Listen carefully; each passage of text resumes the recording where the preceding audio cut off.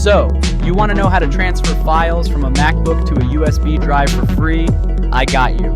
First, ensure your USB drive is formatted to a file system compatible with Mac OS like exFAT or APFS, especially if you plan to use it with other operating systems too.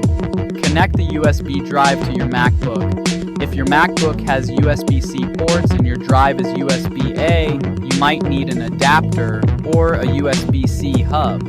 Once connected, the USB drive should appear on your desktop or in the Finder sidebar under Locations.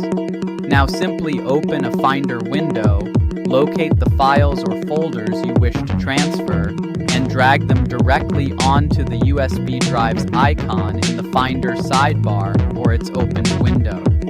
Alternatively, you can right-click the files, select Copy, then open the USB drive, right-click an empty space, and choose Paste Item.